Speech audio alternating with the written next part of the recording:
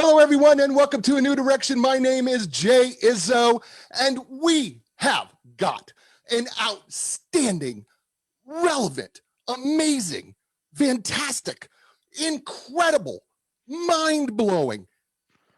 The show is going to be so good. It's okay. First of all, we have Sharon Koifman. All right. Okay. You go, Sharon Koifman? Really? Yeah. No. So he wrote this book, Surviving Remote Work. Look, here's the deal. Since the pandemic started, I'm going to get it out. I promise you the first time. Since the pandemic started, let me tell you something. We are all in the same boat. Most of us are working remotely. And then here's the thing is we are learning as we work remotely that, a lot of businesses are starting to realize, I don't have to pay for all that overhead. Working remotely is actually a pretty darn good thing. I think we'll stay working remotely. I like it, but it doesn't come without some problems. Oh, how do you survive it? Whether you're the employee or you're the business, because some of you, your managers or CEOs, you know what the truth of the matter is? This remote thing isn't for everybody, but yet you may be stuck in it, or you may be trying to go completely remote. How do you not just survive it? How do you thrive it? Well, guess what? The author and expert is with us. His name is Sharon Koifman, and I'm telling you, this book is outstanding. You're going to want to listen to every single word that he says because he's absolutely fantastic. But before we get to him, let's do what we do every week. And you know what that is, folks? I walk you through the 4 areas of your life. We talk about training here, physically, mentally, emotionally, and spiritually. And what we do is we rate ourselves on a scale of 1 to 10. 1 being that my training in this area is not great. Matter of fact, it's awful. 10 being my training is outstanding. Here's the thing I want us to get across, though, before I get into each one of those pieces. The truth of the matter is this is about training, okay? And, some weeks your training is going to be great. Some weeks it's not. So, the fact of the matter is it's just not every week is going to be perfect. And we have to give ourselves a little grace and a little mercy. And we have to be able to, say, hey, you know what? It wasn't great, but you know what? We get back up and we go at it again. The point being is this. When it comes to your training in the 4 areas of your life, all right, when things go bad, when you're under pressure, when you're under fire, when, you're tired and you're exhausted, we never rise to the occasion. We always fall back to the level of our training. That's what every one of the Special Operations Forces guys have said, right? Which is why it's important to continue training and do the best you can. So, this isn't about being perfect.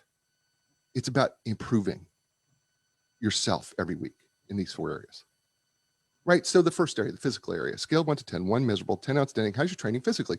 What I mean is, how's your exercise regimen? By the way, Sharon is going to talk about how the importance of exercise in remote work, right? He's going to talk about that. And it's also eating right. It's also getting enough sleep.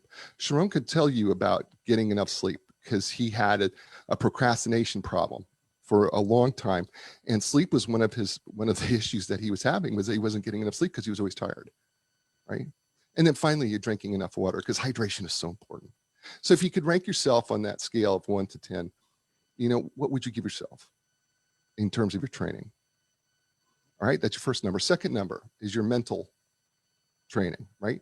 This is you being an active participant in growing in your knowledge and understanding of whether that be your life or your career or your business, right? Professionally or personally. How are you being an active participant? I'm not talking about just sitting in front of a TV and just letting things come at you. I'm talking about like picking up a book. Oh, here's a good one. Picking up a book and then, why not read it and see if you can improve who you are, what you're doing, and improve your knowledge, your understanding, your wisdom, right? That's being an active participant. So on a scale of 1 to 10, how would you say that you're doing in terms of your training mentally? Okay, good. Got 2 numbers. Third number is emotional, right? And the emotional is really kind of easy. I make it real simple. I break it down to this type of training. First of all, in a pandemic, we're all under emotional stress. So every day is a training day. All right. So let's be honest with you. Controlling your emotions is the first part of your emotional training. So that when you feel like you're under stress, under pressure, how well you're able to control your emotions. I think, I know, for instance, that Sharon talks about don't be a Captain Rage, right? That's not controlling your emotions, right? You don't want to be a Captain Rage. You don't want to be a jerk, right? You don't want to be a poop, right? Controlling your emotions. But there's another piece to that. And that is, how well are you able to tap into the emotions of other people? How well are you able to understand their emotions? Can you relate to them? So if you were to evaluate yourself on those two areas emotionally, how would you say your training's going? Right? There's your third number. And then finally, the fourth area, the spiritual area. You know what? There's a lot of people out there who say, I'm not spiritual. We're all spiritual. We're all spiritual beings. The fact of the matter is, you have faith in something. You believe that something exists or doesn't exist. For those people who want to believe, whether you believe in God or whatever you believe in something. Even to not believe in something is believing in something. It's still faith. To not believe in God is faith that God doesn't exist. And to have faith in God believes that God does exist. Either way, you have faith, whether you want to agree with it or not. And the truth is that, you know what, if you have plans for the future, you believe that those plans are going to happen, even though you don't know if they're going to happen or not. That's still faith. We all have a spiritual part of us. Not only do we have a spiritual part of us, it is that spiritual part of us that can give us a sense of peace, a sense of centeredness, a sense of understanding. And whatever that is for you, how's that working? Are you getting out of it what you thought you'd get out of it? Do you have that sense of peace in the midst of chaos? Do you have that sense of joy? I didn't say happiness, sense of joy in the midst of chaotic times? See, that's what a good spiritual life does. So on a scale of 1 to 10, how would you rank yourself spiritually? And then, and so you've got 4 numbers, right? Physical, mental, emotional, spiritual. Like, it's like legs of the chair. The legs of the chair uneven. It's bad on your posture, and we don't do very well. If the legs of your chair are too low, you can't sit at a normal table and eat, which means that we can't get the nutrition that we want. And speaking of somebody who's healthy in all 4 areas of his life, he's outstanding. His name is Sharon Koifman. He is obsessed about remote management. He was born in Israel, has moved to Montreal. He lives there now with his lovely wife and 2 daughters. From there, over the past 20 years, he's built and run 3 fully remote companies. That's why he's an expert. Sharon grew up in an entrepreneurial family and was heavily inspired by his father, who ran a boutique engineering firm. It was his father who first introduced Sharon to the idea of working remotely. He would design industrial machines on his computer and outsource the building to a machine shop that put together all the components. Thanks to that influence, Sharon has built businesses from his own computer for the past 20 years. He started back in the era of the dot-com crash, where he ran a web hosting provider with an office in India. Like many entrepreneurs, he's taken one idea, combined it with other ideas, and then and he used that growing technical expertise in India with a much lower cost of living and hire several expert developers for a cost of a single Western worker. But the reality was that it made much less sense than the math. The fact that he had the people, but they lacked the team spirit and the culture. That was what he was interested in. And so once he sold that first company, he realized that he would do whatever it took that would benefit from his managing his own employees remotely, so that he would need them to feel the same tight-knit bond that people working in the same office had. And so Sharon studied and researched, did his own work to figure out how to make a remote business a team. And now, today, he runs Distant Job, a unique recruitment agency geared specifically for finding full-time remote employees who work from all over the world. He's been working tirelessly to promote remote work. The key difference in his approach is that he wants to show how remote work benefits business. He's going to do that today. Everyone talks about the benefits to the individual: less stress, less commute, better work life. We've heard it all, but Sharon's argument is that remote work also benefits companies and their bottom line. And he believes that companies who adopt remote work can be leaner, less expensive, more environmental friendly, and have access to better and productive people. He loves listening to soul music, and legend has it that he can be seen in the wild playing a piano. Ladies and gentlemen, please welcome to the show and welcome to A New Direction, Sharon Koifman. Welcome, Sharon. Hi, Jay. Oh my God, that you were just so exciting from the beginning to listen to you. It was very hard for me to be silent. I know you're supposed to be silent in the beginning. And I was trying to, do I give him a high five now or something? This is exciting. You have pumped me up so much. I'm already, I didn't even say anything, and I'm ready for a nice chit chat. Well, you know what? I'm looking forward to it too, Sharon, because I do love your book. I really do love your book. And I thought it's so relevant and so timely right now to talk about remote Thank you. work because, as you talk about in the book, and as we all know, the pandemic is here with us. And part of the pandemic issue is that we've had to create more remote work. And so, um, that's changed our lives a lot. And it looks like it's going to be a change that's not even going to last for a while, but as I said in the intro, a lot of companies are going to are going to remote work as part of their future. And I thought what you did right away in the introduction was absolutely brilliant. And because you come right out of the blocks and you say, here's how an average workday is spent. I'm just going to read these because I just thought it was great. Reading news websites, right, which most people do, takes an hour and 5 minutes. Checking social media, 44 minutes a day on the average. Discussing personal matters with coworkers, 40 minutes a day on the average. Searching for a new job, 26 minutes a day on the average. Making calls to partners or friends, 18 minutes on the average per day. Making beverages, 17 minutes per day. Texting or instant messaging, 14 minutes a day. Eating snacks, 8 minutes a day. Making food, 7 minutes. And then you come back and say, the actual productive work that the average employee does per day is 2 hours and 53 minutes. That's it. This is the average work, and if you actually add this up, the only thing I didn't add in that little schedule is the fact that you take about an hour lunch and another about 15 minutes almost recess like in high school for a snack and everything, and that, if you do the math, ends up being 2 hours and 53 minutes on average. And it really is, and it's scary.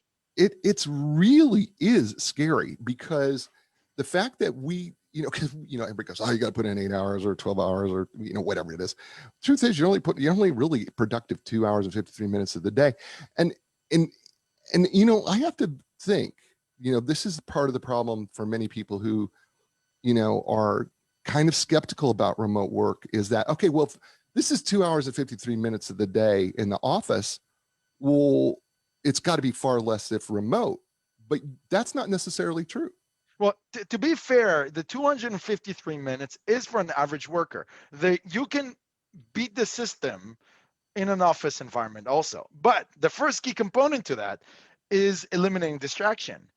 And the distraction is a major part. I mean, just thinking about your body that nudges you to talk about the movie last night, or anybody who's talking in the next cubicle, that's what reduces you to a distraction. But because it takes 23 minutes to actually come back to focus, right? Yeah.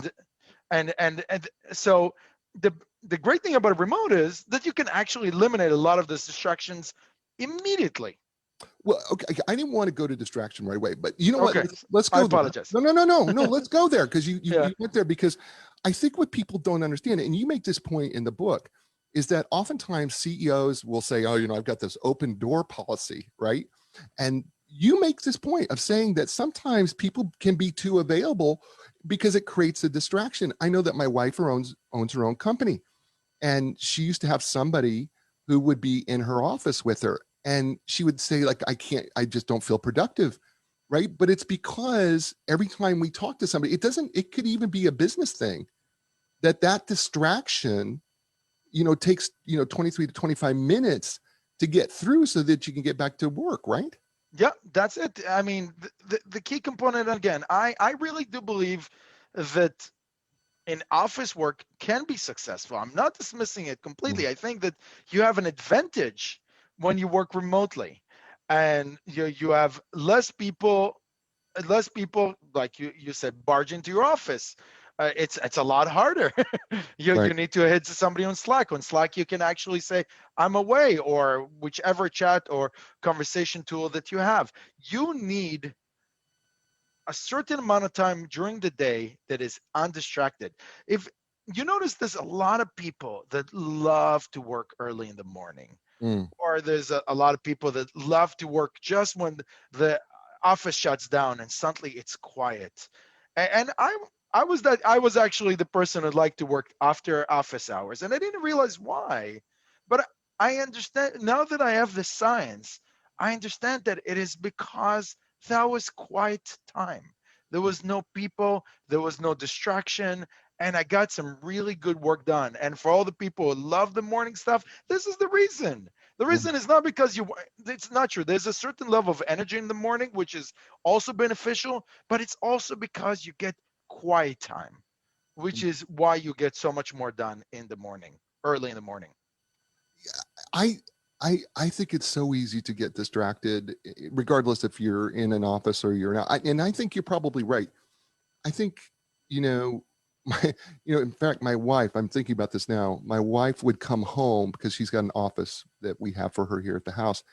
And she would come home because there was less distraction than Hmm. it was just being in her office where she was, being bombarded with questions or asked a number of questions. She could actually control that from the house. Her biggest distraction is me bothering her, right? Right.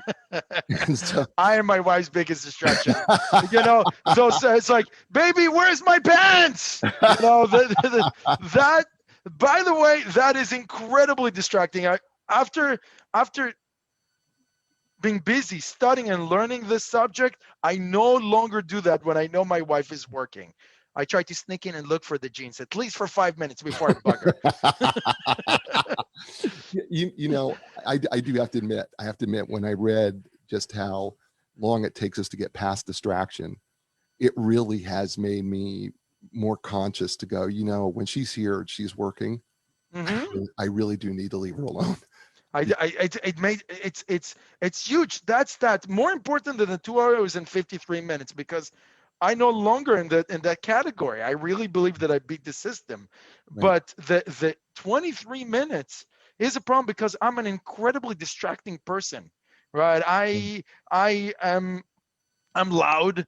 I always want to hear my team's opinions. I'm always on everybody's case in a happy, jolly way, but still I'm always checking, hey, how's it going? How you doing? How's everything? And recently I learned that this is incredibly damaging for the business. Right. And I find, at least in the remote world, at least people are more conscious and they avoid distractions a lot more.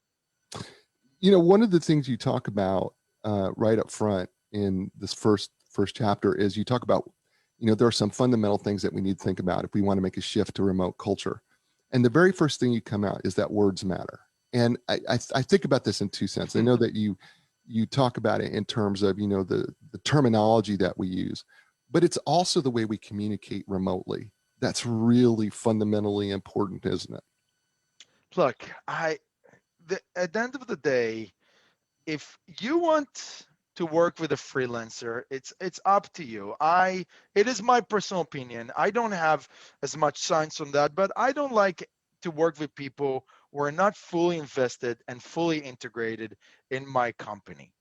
And in order to make a person that works on the other side not feel like a non-committal, like a contractor, like a consultant, like a freelancer, is using the appropriate language, is communicating with this person all the time, is making sure that you're not getting to that out of sight, out of mind attitude. It means that you're sitting there and talking to them just like you would talk to them in the office. And it's a lot harder. This is one of the bigger challenges, because in the office, you go to the washroom and you say, oh, George is here. How's it going, George? How are things? And here, there is no water cooler or going to the washroom. You have to remember, hey, George, typing it, how's it going? Are you still alive? Are you still doing well?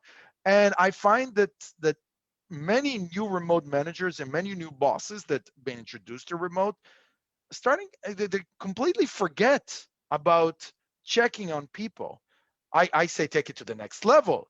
You got to be more intimate. You got to be more social with your remote people. You got to take it even further. But I see that people just completely forget about their employees Mm. because they are out of sight. and you can't just jump on it. And that is one of the biggest challenges that you have with remote. So it is about the communication, and not just about understanding how to be effective with each other. It's just even the simple communication is simple as, hey Jordan, are you alive? People forget about other people almost until they need something from them. His name is Sharon Koifman. The book is entitled Surviving Remote Work. You're listening to him here on A New Direction. Hey, folks, I have two great sponsors, right? Epic Physical Therapy. They've been with us for such a long time. It's hard to even call them new because they've been with us for, I don't know how long it's been. But anyway, listen, when you're trying to recover from an injury or surgery, or maybe you're suffering everyday aches and pains, maybe you're having difficulty performing activities of daily living, maybe you're a professional athlete. Yeah, I said professional athlete because a lot of professional athletes go to Epic, or maybe you're, a younger athlete, that's just trying to improve. Look, it doesn't matter. When it comes to Epic Physical Therapy, they will provide you with a customized treatment plan tailored to your individual needs. With their experience at rehabbing young athletes to elite professionals, they do understand the need to treat the entire body as a functional whole, not just your symptoms or your injury. So when you're ready for your epic relief, your epic recovery, and your epic results, don't look any further. Go to epicpt.com. That's epicpt, EPICPT.com. And Linda Craft and Team Realtors. I'm going to tell you something. They are worldwide. How is that possible when they're in the Research Triangle Park? Well, it's really pretty simple.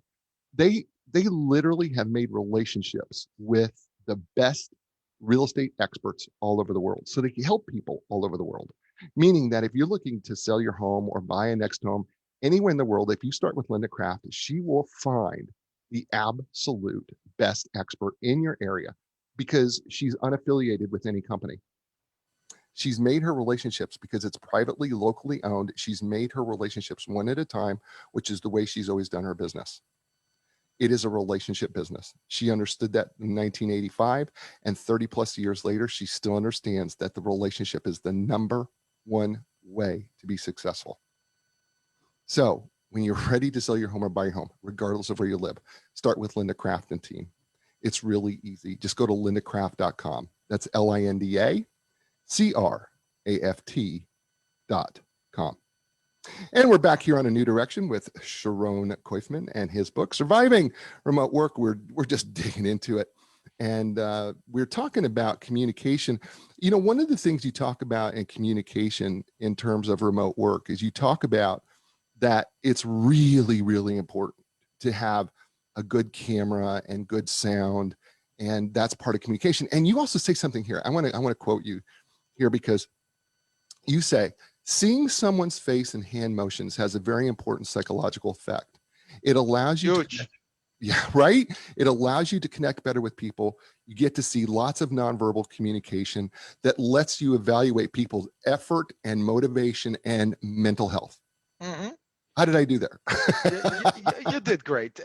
It takes lots of hand motion. I like that. It floats. You can take it farther, right? The idea at the end of the day is that you want to experience as much as possible the virtual experience, to have the virtual experience as similar as possible to the physical experience. We don't have yet the technology for that. I'm looking forward to the holograms and looking forward to the virtual reality, but you need to get as close as possible because this is the challenge with the remote. The challenge is in the remote that you lose that little intimate.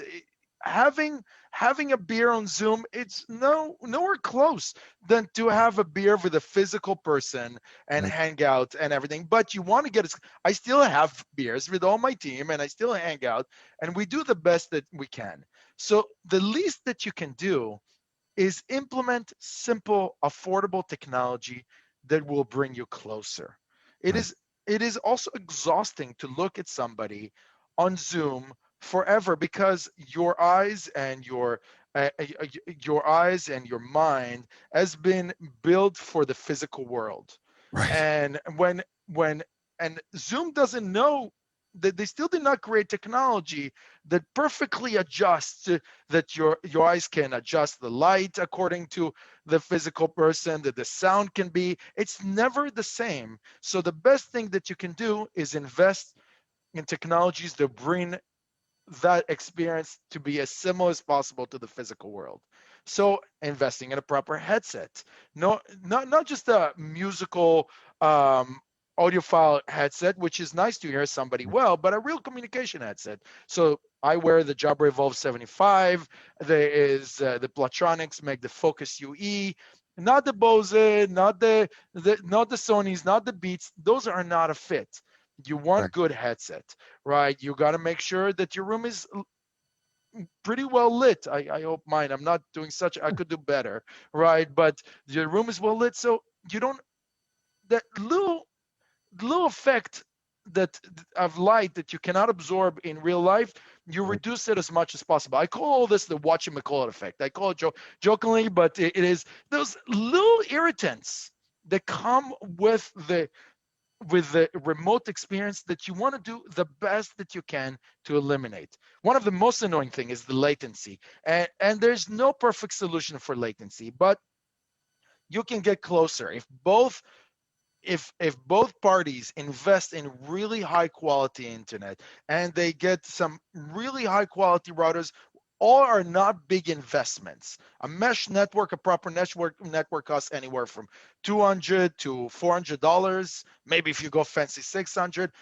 The a proper internet connection costs anywhere from $50 to $100 a month. Those things will prevent latency, and it will prevent your joke to sound really, really bad 5 seconds later when you hoped you did deliver it on time. I mean that experience of like, it's like, why did the chicken cross the road? Because it was a chicken. And everybody's serious, and everybody's serious, and then 5 seconds later, miserable. Not a good feeling. This is so true that the whatchamacallit effect, and I love the fact that you brought this up, because we can't put our finger on it. Oftentimes we'll be, you'll be in a remote conversation with somebody, and you go, it doesn't feel right. It doesn't seem right. A lot of times it's the sound. People do not understand that the quality of sound is so critically important, to what we do. Sometimes like you said, it's the video. How bright do you look? I've got my studio here, and of course I've got lights all over me, and I have a professional microphone, and I have, these professional, in the ear headsets that are built for the studio. By the way, they weren't terribly expensive. I'm just going to let you know that they're not terribly expensive. But you could go this route, without spending a lot of money. But like you talk about, there are professional headsets built for this thing. But the other thing, and I just heard my wife go through this morning as she was talking to one of her vendors, and that was this idea of latency, where you say something Mm, and there's this long delay, mm. and it does get so irritating. It is horrible, and I can't avoid it because I have an international company all over Sure. the world, and sometimes there's a limit to first of all, sometimes internet actually takes few seconds to travel, right? Right. Um, there's nothing that I can do, but my employees in Argentina, they do take a little bit longer than 2-3 seconds, but those 2-3 seconds are so annoying, right? And so difficult. And my entire philosophy is let's let's make the client feel and the candidate feel like we're Right. right beside them, and it's not perfect, Right. but and it will get perfect. I Yeah. give it another few generations. 5G is not good enough, but it will get in whatever 6G after that will come out, will make our internet much more latency stable. Yeah, I couldn't agree with you more. I want to go to the second thing that you talk about that I found really, really critical, that is fundamentally important to being successful in remote work, and that is creating trust in the remote work world. I think this one is really critical because when I was teaching leadership classes at a college, university, one of the things that we talked about was in remote work, how difficult it is to build trust among the members when it comes to remote. Matter of fact, even if you were in a company and now you are remote in a pandemic, the fact of the matter is trust is actually starts to erode a little bit. Talk about trust, and why. First of all, why is it so important? How do we develop it? So first of all, you hit the point that, and this is not advice necessarily needed for remote. My philosophy is always great managers will be great remote managers. Hmm. But as usual, you can get away with a lot less when you work with when you work with remote employees. Trust, at least in my book, is, and not just in my written book, in my book of philosophies, is my raison d'être. It is my mission with my employees, and it is probably one of my biggest strengths where it comes to I surprisingly less and less know what's going on day to day with all my employees. I'm being a little bit honest about this because my management team are just amazing. I'm so fortunate to have the management team, and that came with years of trust building to a level that today is that they take their own initiative. I mean, literally, my director of marketing said, I would like to start a full media outlet for remote management. And my VP said, I would like to build this product that would be amazing and as an extra asset. And I'm like, okay, yes. I mean, this is better. This is better stuff that I could come up with. And so we're coming to a level that my management team is becoming so reliable that my job is just to be, the plumber. You go, you check, is everything okay? Let me fix anybody who needs some help, or the therapist, or things, just to make sure that people are in good mental health. And that's where I'm segueing to, how do you build the trust? Because the trust comes first of all from consistency. I might be stating the obvious for some people, but it works. If you have a message, if you have a philosophy, if you have a way of doing things, you need to make sure that you keep on going this direction, and you make sure that your management have the same philosophy. If you want to manage your team through fear, I don't suggest it, but be consistent. Right? That's not my style. But so you better be an intimidated boss all the time. Don't have a multiple personality disorder when you're the boss, Okay. right? Okay, hold on here. That brings us to the, what, stop being a butthead. That's the word we're going to use, right? Stop. I like poo-poo head. I have two and a 4-year-old. That's yeah, poo-poo head. Stop being a poo-poo head. You quote this study according to the British. I think it was a British study. It was a UK study that was studying managers that said that if you behave like a jerk to your employees are 73% significantly more stressed, and 44% expect to be the next victim of your Dr. Jekyll and Mr. Hyde-ness. There's also a piece of research, you point this out, there's also a piece of research in the UK showing that 25% of the people who are bullied in the office environment, and let's correct something. When bosses get on top of people can feel extraordinarily bullied, especially if it happens over and over again. 20% of the people who witness the bullying, right, leave the company. Combine these numbers with consideration that 15% of workers in the UK have experienced bullying means that about 97 people leave an office of 1,000. That equates, listen to what you said here, this equates to nearly $2 million in replacement costs. Yes. And I quoted all from the book. Poop, as we rated G, poop at a working environment. Yes. So I quoted from a book. I will not take credits for it, but I thought those were the most important statistics and quotes that came from that book. And it is very, very, it is very, very important. Look, if you want to be an evil boss, you better be Steve Jobs. You better be Steve, and you will work harder. Right, you better be Steve Jobs. You better be that boss that worked 14 hours a day, right? Because being an evil, a lot of people made a lot of money being not nice bosses, right? But you're gonna work harder, right? You better be brilliant, because if people catch you at a weakness, you are in trouble, right? This is a very tough living for a boss. Yeah, If you're a nice boss, you have a much easier time and a lot more productive people. yeah. And you don't have to be the smartest person in the room. No, and you talk, and the big takeaway from this piece was that, when you're a jerk or a poo-poo head, you cause more stress, you cause more burnout, you lower retention, and it ends up costing your company a lot of money. And your final phrase on that is, "Don't be a jerk." That's really, Don't be a jerk. yeah, That's the deal. There is no benefit to it. The problem is that a lot of brilliant business people are crazy.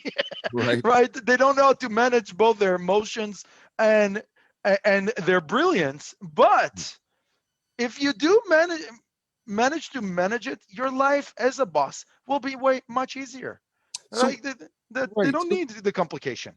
Right. So this leads us then to a relative piece, is dealing with constructive conflict, because so often, I think a lot of owners, CEOs of businesses, and especially as it gets difficult in remote work, but dealing with conflict is an important part of dealing with remote work, isn't it? So how do we handle conflict? When should we handle conflict? And what is the appropriate way to deal with conflict? So, look, in my company, if you can't handle conflict, or you're not getting promoted, or you're not, or you're out of here, right? You really need. We get into very intense, very passionate, and more. I find that the more trust that I build, and it's all about building the trust, the more my employees are in my face, and it is, and but they're always shocked. Like, but sometimes we get into some pretty bad arguments, and they're always shocked that I come back after the next day and say, thank Mm, you for so much for caring. This level of consistency that I provide people, because we have an appreciation channel, and I posted publicly, this guy fought with me, he's so passionate, I love him, right? I love him. And as people respond, oh my God, I can't believe we're in a company where people actually can say what they want.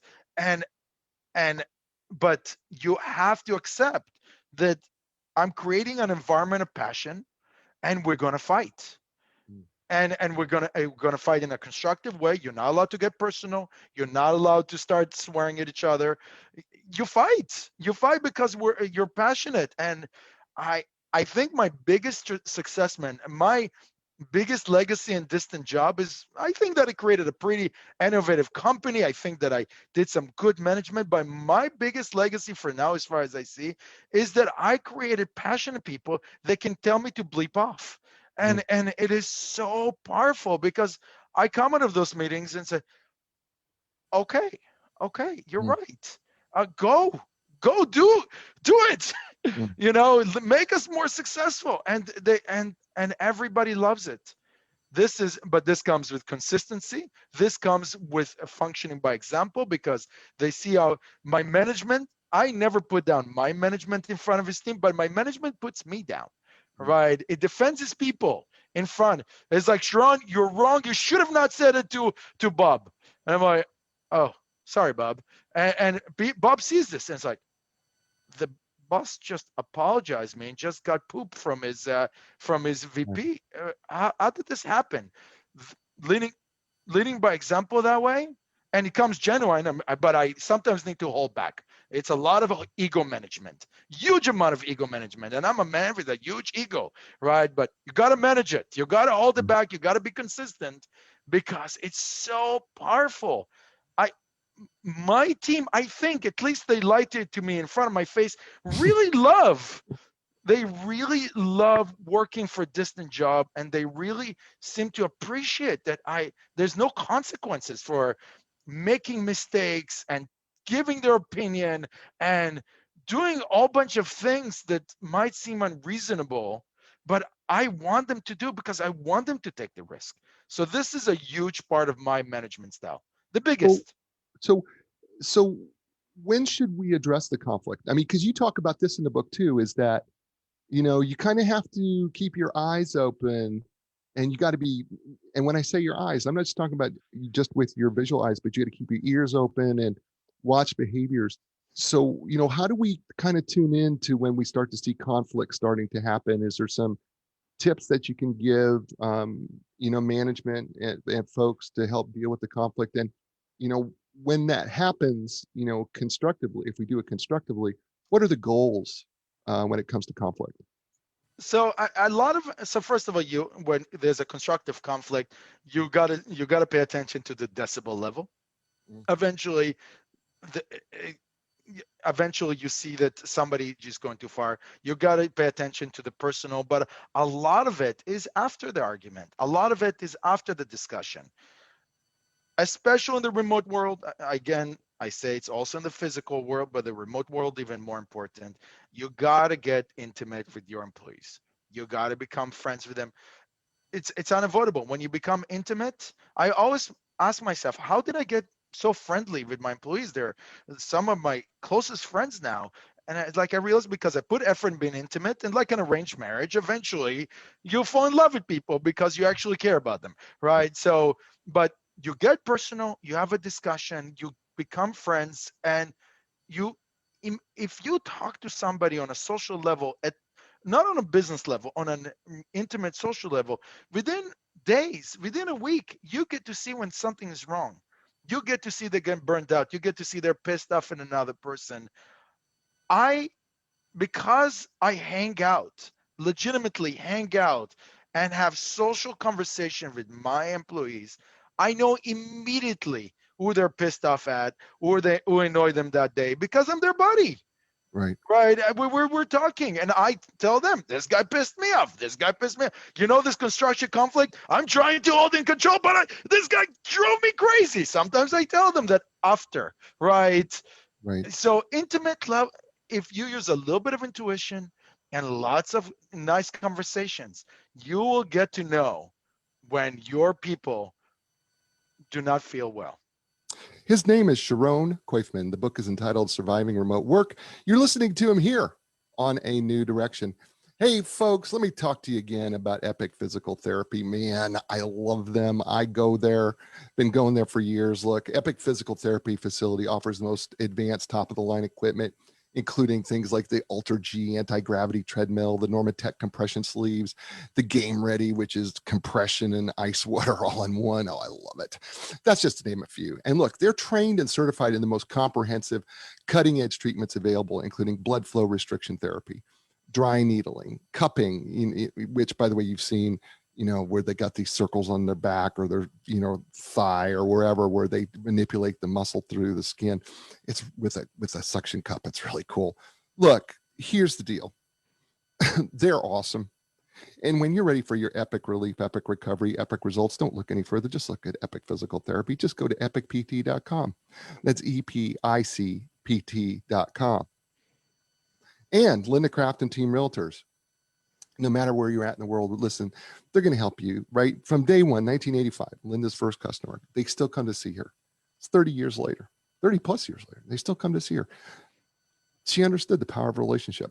She still does. She understands, her team understands how important the relationship is, not just during the sales process, but after the sales process, right? Understanding that, creating those relationships, just like Sharon was talking about, creating those relationships intimately creates a much bigger bond that goes way beyond the real estate, that goes way beyond the selling and the buying. Those relationships last a lifetime. Because isn't what real estate really is about? Isn't that what your house is really about? It's about the relationships and all the memories that you have in them.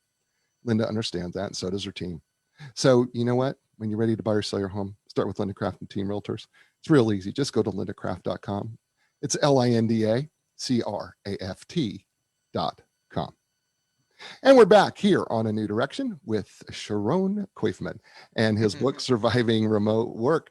And we're having a really, really, I'm having a great time. You having a good time, Sharon? I am having a blast. Really am. But Should I I, start dancing to show the blaster? But it's a radio, so nobody sees my moves, so it's pointless. it's okay. I have a face for radio. I get it. So it's all great.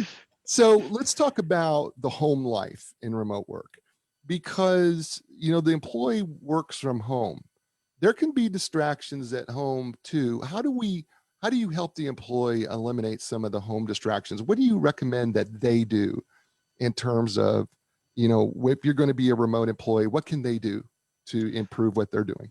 So I think that we already kind of came off the situation of kids running into the office, where originally in the COVID, literally every radio interview and everything that my kids came in, and my daughter is so cute, they started interviewing my daughter. But now, at least for me, they were going to daycare, so it's not a situation. But the number one rule of any kind of distractions, if you're addicted to your fridge, or or you have kids, or you have the distracting, or there's anything at home that is distracting to you, try to focus on as big of chunk of work that you can accomplish in one shot.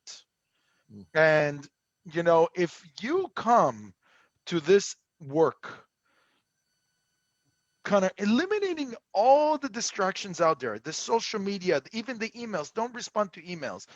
Plan the job the day before. What is it that you really need to accomplish? And Mm. start with that as the first task. You will get rid of more work than an entire day in the office. Mm. So if you have 4 hours, just walk in, plan it before. Right. Plan it the night before, plan it at the end of the day, plan it while you're without distraction. If you're with the kids, it's like while you're playing with the kids, it's good. Okay, when I have my free time, when I have my work time, I need to do this, and go in it running.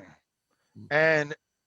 And make sure you negotiate with your wife, you negotiate with your parents, you negotiate with the kids, you negotiate with whatever.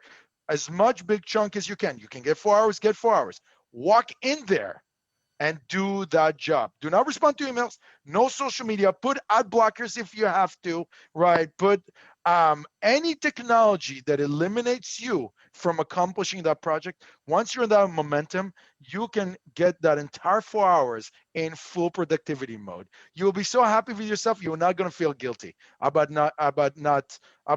going back to hang out with your kids or whatever else is distracting in your life.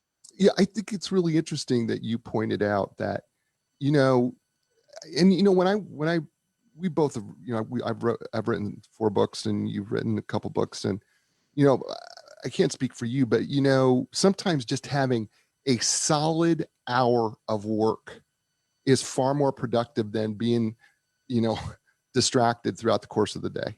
Mm-hmm. Just Mm-hmm. the chunks, right? Just having those chunks can be, so maybe what for me, sometimes it's, I got an hour block here. That's just going to be, nothing's going to get in my way. I'm not going to, like you said, I'm not going to check social media. I'm not going to check email. This is my hour. And then maybe I'm going to have an hour that I know is going to be solid, because there's going to be meetings, which you and I both know can be terribly distracting. But I've got another hour, maybe hour and a half, that I can work. Those chunks are so valuable. Yes.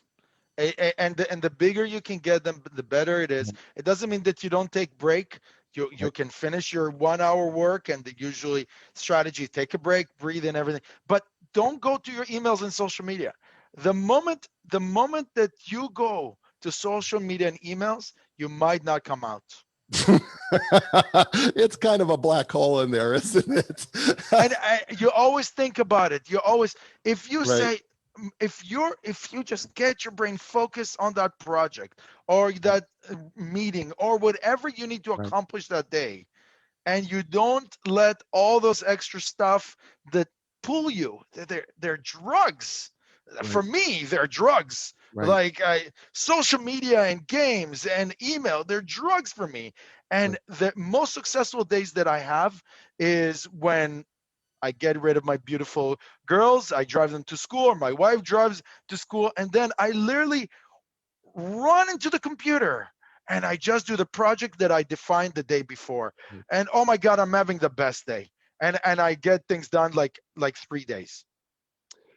I want to talk about something that I've read. I've had other guests here who've talked about remote work, and I've read books on remote work. I have studied it actually for the last probably at least 10 years, Wow. of remote work, and what some things that professionals have, but I've never seen one person except you write about this, and it is health in the company culture, and it's the mental health piece. Yes. And I am a psychological professional, and I thought, to me, this was the absolute critical piece of your book, because you address it in a couple different places, but you address it right up front here, is that health and company culture. And, you know, introverts love this remote work because they don't have to interact with people. But for extroverts like you and I, Mm-hmm. it can feel incredibly lonely. But even extroverts, after a while, this is what you say, isolation that comes with remote work can lead to depression and other mental issues. Mm-hmm. So let's talk about mental health and company culture and dealing with that in remote work. So the fascinating thing that has happened to me during this COVID era, which I never took the concept. You brought introverts and extroverts, and I never took that concept very seriously. It was always a little bit of a discussion. I'm an extrovert. I'm a blabbermouth. I get energy from people. The real definition is whether you get energy from people, you get energy from home. So it's always a fun discussion. Yeah, I'm a supreme extrovert, and my buddy here, Captain Nerdy here, is the ultimate introvert, right? I have my best friend is a super nerd, and he's very comfortable and proudly an introvert, right? So I'm not offended by saying that. And I thought it was a joke. And then during COVID time, I did a lot of research for the book and everything, and I got a lot of answers that this is real science. And the the the funny thing is that as an extrovert, I have never experienced depression. I'm a happy guy, really generally happy, until COVID came in my life. And when I experienced quarantined, I experienced depression for the first time. Not true. I experienced ulcer during my gaming addiction issue, which I discussed in the book, but I've experienced depression. I experience a cloud on my head that tells me it's time to cry. Mm. Like I approach it in such a logical way. I went to my wife, like, babe, I think I'm depressed. It's like, what do you mean? You're not allowed to be depressed. You're like the guy. It's like, no, I am depressed. I'm like, I have a cloud and I'm sad and everything. And this is important. And this is important whether for extroverts or introverts. You got when they go home, this is a big challenge. This is a big emotional challenge. You got to pay attention to the mental health. This is the big difference. Moving from office to remote is not a big deal. If you have the right camera, the right headphones, the right technology, you can talk to anybody face to face, and you're a little bit proactive about it. It's not a huge deal if you're a good manager. It is a huge deal on the mental health. This is a brand new experience for mental, and you need to deal with it, right? And that means, as I was giving before, creating a much more intimate experience, talking, talking a lot more, having a lot more conversation with people, becoming more friendly, and that's how you learn about what's wrong with them. What you know what you said, and I'm going to quote you here. You say the management of your employees' mental health is probably the biggest difference Biggest, between the local environment and the remote one. yes. The biggest difference, right? This is the game changer. This is what even the most excellent managers that are learning how to remote, the big difference that they need to think about is the mental health. You're going to have people who can't figure out what to do in their home, or they get super productive and they burn themselves out and they stop socializing and everything. Oh, you got the people just don't know how to do this, and and I say in the book that the worst thing that could happen, the best thing is they find a new opportunity. The worst thing is that you pay them a salary and they're sitting there and doing nothing until you figure out that it's like, oh my God, I have a person who can't function anymore. Right. Right. Yeah, Yeah, go ahead. No, well, you talk about there's two things where they stop really functioning appropriately with their mental health. And you just brought this up. One is what happens is they get so absorbed into the job that they can't turn it off. And so they end up with burnout, which is a problem because, they've got nothing else to do. So they just stay working all the time because they have nothing outside. And then the second piece is the people who, quite frankly, feel so alone in this that they aren't working at all. Right. And this is why you say, and I thought this is so important for people to hear, and I want you to talk about that. You say, this is why it is crucial that you place a much bigger emphasis on getting to know your people. And that includes their hobbies, children, and personalities. Talk about that. Yeah, look, I'm not I'm not a professional psychologist, right? I don't have, although I think that I developed certain intuition and certain skills by paying attention to people's mental health and seeing what's going on out there, but I'm not a professional psychologist. I'm an engineer, I'm a techie, I'm a good salesperson. But what I've learned throughout the years is just have conversation with people all the time and care, and you will be able to see the problems. You might not be able to be the person who solves it, but you'll be at least smart enough to say, dude, I'm buying you a therapist, right? Buying that sounds awful. I'm sending you to a therapist on at the expense of the company. You get it. Right. Let me know, how can I help? Let me know if I can.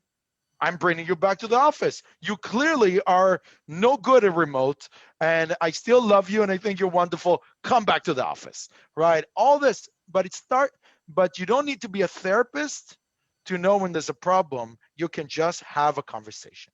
Love it. Brother, you and I have been on for an hour. Wow, that was too good.